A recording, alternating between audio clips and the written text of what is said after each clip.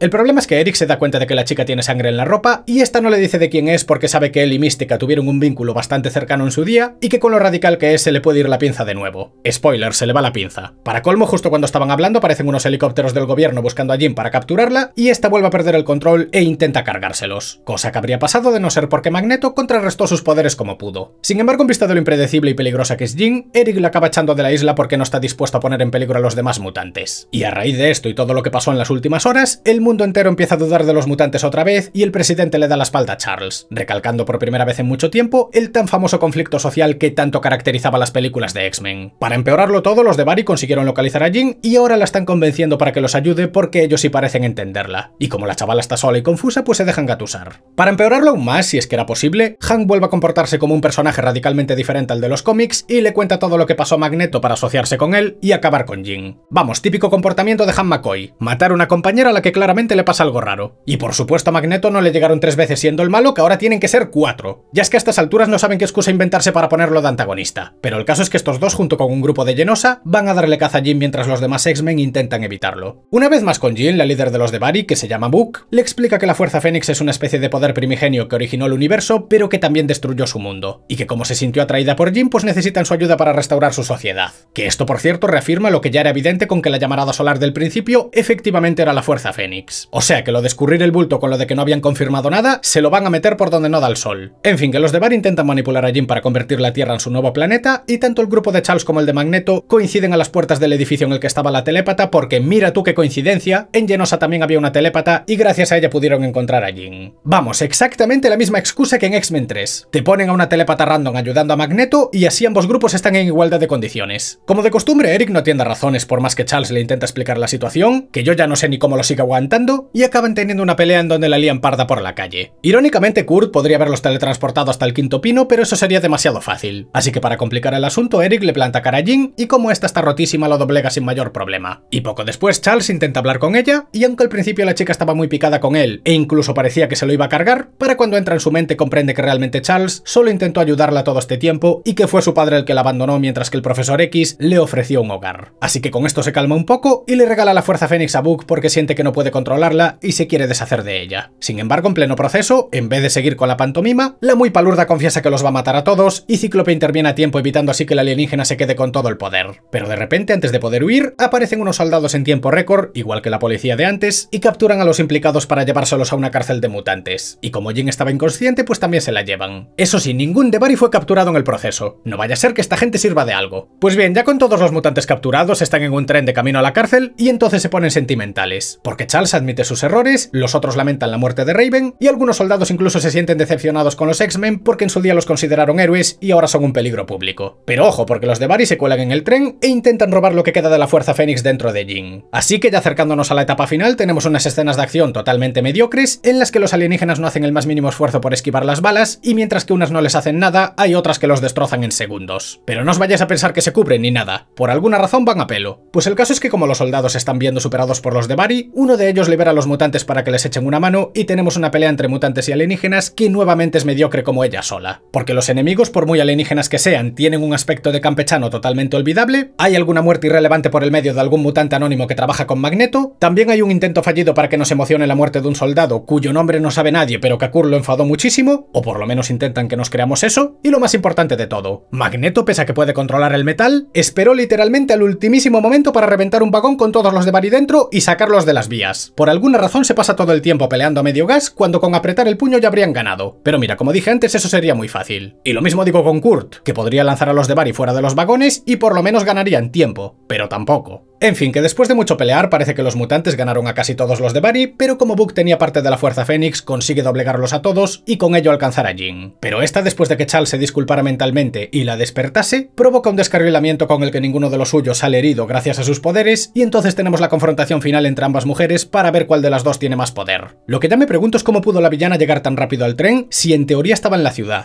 Bueno, ni lo sé ni quiero pensar demasiado en ello, pero parece que los de Barry siempre están donde más les conviene. Sea como sea, tras el petazo, Jean se carga a todos los de Barry secundarios que no aportaban nada y se lleva a Book al espacio para sobrecargarla con la Fuerza Fénix para que la palme por exceso de poder. Lo que significa que si la villana hubiese conseguido su objetivo habría muerto igualmente y los de Barry jamás controlarían la Fuerza Fénix. Pero mira, a estas alturas el argumento ya me da un poco igual. El asunto es que los buenos ya ganaron, no quedan alienígenas malvados en la Tierra, pero Jean se convirtió literalmente en la Fuerza Fénix y ahora va por el espacio sin saberse muy bien qué va a ser de ella. Por lo que vimos en Días del Futuro Pasado, se supone que tarde o temprano volvería a la Tierra y recuperaría su cuerpo. Además, claro de que si Cable existe en Deadpool 2, pues lógicamente Jean y Scott tuvieron que tenerlo, ya que para los que no lo sepan, el viajero del tiempo es su hijo. Pero como la cosa quedó inconclusa y ya la cacaron tantas veces, pues lo más probable es que ni siquiera hubiesen pensado en ello. Pero por el 2019, este fue el final de la saga mutante. Tras esto, los protagonistas renombran el colegio de Charles como la escuela Jean Grey y el propio Profesor X se jubila y se va a vivir a París. Una vez más contradiciendo el final de Días del Futuro Pasado, porque en 2023 se lo puede ver trabajando allí. Pero insisto, los responsables de esto van improvisando y no tienen ni pajolera idea de lo que están haciendo. En cualquier caso, Charles coincide con Magneto en París y echan una partida de ajedrez que simboliza su eterna rivalidad, mientras vemos un fénix de fuego por el cielo que claramente indica que Jean sigue viva en forma de energía. Y con esto se acaba lo que por aquel entonces fue la saga principal de X-Men. Todavía me quedan por comentar los nuevos mutantes y Deadpool, pero durante bastantes años este fue el final oficial, y como pudisteis comprobar, la palabra mediocre se le queda corta. Yo no sé qué pasa con la saga de Fénix Oscura, pero las dos veces que la adaptaron salió mal. Además es que ni siquiera está bien planteada, porque no se menciona al Imperio Shi'ar, ni a Lilandra, Corsario, el Emperador Daken, se salta la etapa del Cristal Emkron. Básicamente la saga del Fénix se divide en dos partes, y cuando Jean pierde el control estaríamos hablando de la segunda. Y sí, puede que sea más interesante, pero es como si sacas la película de Endgame sin haber hecho Infinity War. Aún así podría pasar todo esto por alto si por lo menos la película fuese buena, pero es que ni eso. Ya para empezar tengo la sensación de que están apurando demasiado las cosas. O sea, no olvidemos que estas últimas 4 películas son precuelas. Ni siquiera están en el año 2000, y sin embargo ya se cargaron Apocalipsis, Charles está retirado, la escuela Charles Xavier ahora tiene el nombre de Jean, Magneto está redimido, los Centinelas fueron cancelados, Mística la palmó, la saga Fénix Oscura está conclusa, y todo esto antes de que Logan, Rogue, Gambito y Júbilo se hubiesen unido a los X-Men. Prácticamente los eventos más importantes de este grupo de superhéroes ya pasaron cuando Cíclope todavía es un chaval que no llegó al rango de líder. Es que no sé qué tenían pensado a largo plazo, pero para cuando esta gente fuese mayor, literalmente ya no les iban a quedar amenazas importantes que combatir. Como mucho Mr. Siniestro, Sauron y algún colgado más, pero lo potente ya está descartado. Además es que insisto, la película es muy mediocre y como de costumbre tiene conveniencias a patadas, como que lesionen a Peter para que no resuelvan todo con sus poderes, que Magneto se vuelva malo por 4ª vez consecutiva, que se contenga con sus poderes pese a estar en un tren hecho de metal, o que Kurno teletransporta a los malos para que dejen de dar por saco. Son cosas que antes solían disimularse mejor, pero en este metraje en concreto se notan demasiado. A su vez en su conjunto creo que tanto la historia como sus personajes son tremendamente olvidables. Días del Futuro Pasado salió 3 años antes y sin embargo la gente se acuerda mucho mejor de esa película que de Fénix Oscura. Y es que los de Barry pueden ser todo lo alienígenas que quieras, pero si se pasan toda la película con aspecto de campechano y se comportan como NPCs genéricos, pues es imposible que tengan presencia o que sean memorables. De hecho es que para mí que los hubiesen hecho de esta manera fue una cortada de rollo criminal. Y lo mismo con los mutantes nuevos. Normalmente en cada película de X-Men tenemos alguna novedad en la que nos enseñan personajes con habilidades interesantes. Sin embargo aquí, aparte de los que ya conocíamos, tenemos a la telépata de turno que sirve para justificar que Magneto encontrase a Jean y el tipo del pelo Pantene, cuyo poder es darte latigazos con las trenzas. Es que no me jodas. No pusieron mutantes más irrelevantes porque no los encontraron, porque esto es de chiste. Cogieron al mayor pringado de los cómics y venga, estás dentro. Y las escenas de acción 3/4 de lo mismo, escasas, olvidables y por lo general muy aguadas. Nada que valga la pena recordar, ni mucho menos que esté a la altura de sus predecesoras. Incluso en Apocalipsis, con sus escasos combates, pudo llegar a tener alguna peleita aceptable, pero es que en Fénix Oscura fueron a lo mínimo y no llegaron ni a eso. Y hablando de mínimos, lo del maquillaje chusco de Mística me lo tiene que explicar alguien. Sí, vale, a Jennifer Lawrence le molestaba, pero macho, es su trabajo, aceptó el papel y como todo en la vida existen muchos tipos de calidad para cada producto. Si una tinta azul te molesta, pues que usen otra marca mejor. Pero no, le ponen un peinado y tono de azul completamente diferentes y aún por encima se la cargan a la media hora de película. O sea, aguantaste 3 entregas enteras y justo en la única película en la que apenas tienes un par de líneas, que por cierto, vaya telita con las líneas, pues ya no quieres usar el mismo maquillaje y toca rediseñar. Pues hombre, ¿qué quieres que te diga? No me parece muy profesional. Es que tío, 4 películas y 3 diseños para un mismo personaje. Pero es que esta, a diferencia de la anterior, en vez de mejorarlo, empeoraron. Con respecto a la joyita de las X-Women que soltó al principio, no voy a repetir nada que no haya dicho ya. Creo que quedó bastante claro y los recientes cambios de las productoras de cine con respecto al apoyo de minorías demostraron que todos estos años tenía razón. Y lo de que Jean derrotase a Apocalipsis con la Fuerza Fénix y que ahora nos hagan creer que recién la consiguió en el espacio para que finjamos que el desenlace de la otra película nunca pasó, pues en fin. Guionistas de Hollywood siendo los máximos chapuceros que te puedas imaginar. Nada nuevo bajo el sol. Del mismo modo, la historia trata sobre la Fénix Oscura causando estragos y más allá de la pequeña crisis que tuvo, pues tampoco es que hayan hecho demasiado hincapié. Sí, a ver, se cargó a Mística y lesionó a Peter, pero a efectos prácticos no fue una amenaza tan grande, porque se la pasa escapando todo el tiempo y para cuando se despierta al final soluciona todo de un plumazo y se pira. No sé vosotros, pero a mí no me aportó demasiado. A su vez hay un montón de detallitos que ya a estas alturas chirrían más de la cuenta, como que Han quisiese matar a Jean, que no tiene ningún sentido, Charles le devolvió la memoria a Moira y aquí ni se la menciona, que Magneto y el Profesor X luzcan tan jóvenes cuando dentro de 7 años deberían ser ancianos, aunque entiendo que aquí fue cosa del casting, las discrepancias que tiene con el final de Días del Futuro Pasado, ya que tanto Charles como Jean están en el colegio odio, y sin embargo aquí dan a entender que se retiraron ambos, las edades de algunos personajes que ya comenté en otras reseñas que no coincidían, lo de Hank aceptando su aspecto azul en primera generación, pero que se pase 3 películas más con aspecto humano, o que Charles tenga la capacidad de eliminar ciertas emociones, recuerdos o pensamientos chungos, tal y como hizo con Jin y Moira, pero que siga tolerando que una sociedad entera los mire con odio simplemente porque no conocen a los mutantes. Lo único positivo que podría sacar son los efectos especiales y que por primera vez en mucho tiempo volvieron a sacar a relucir el conflicto social entre humanos y mutantes, ya que en las otras películas el miedo a los mutantes se centraba más en un villano en particular que en toda una sociedad como tal, y sin embargo en Fénix Oscura sí que se pudo ver que por las buenas los tratan de héroes, pero que a la mínima que hay un problema ya los tachan de peligrosos. Pero claro, un par de cosas mínimamente positivas no compensan casi 2 horas de pura morralla. Recuerdo que cuando fui a ver esta película en 2019, salí del cine igual que entré. Es una película tan irrelevante y mediocre que no te aporta nada, ni siquiera rabia, porque hay películas que de lo malas que son te cabrean, pero visto lo visto casi que es mejor un buen cabreo antes que la tremenda indiferencia que te provoca este metraje. Viéndola por segunda vez, pues sí que hay algún gazapo del que no me di cuenta en su día y la verdad es que es para echarse las manos a la cabeza. Pero la primera vez me la sudó tantísimo que a los 2 días ya no me acordaba de nada. Creo que lo peor a lo que puede aspirar una historia es a que te dé igual. Lógicamente que sea mala tampoco es algo positivo, pero la publicidad, aunque sea mala, sigue siendo publicidad. Sin embargo, la irrelevancia te mete en un pozo del que es muy difícil salir. Y X-Men Fénix Oscura, junto con Apocalipsis, consiguió que una saga que estaba a punto de repuntar quedase archivada durante años y que el UCM no se plantease siquiera incorporarlos a su universo hasta mucho tiempo después, cuando en su día los X-Men fueron uno de los iconos más populares en el cine de superhéroes y quizás de haber confiado en ellos hace unos años habríamos tenido unas fases 4 y 5 mucho mejores de lo que fueron. Pero ¿qué se le va a hacer? Cuando una compañía no tiene ganas de hacer las cosas bien, da igual cuánto dinero haya detrás. Y Fénix Oscura es el ejemplo perfecto de cómo convertir una saga mundialmente conocida en una más del montón cuyo final, aparte de inconcluso, fue increíblemente malo.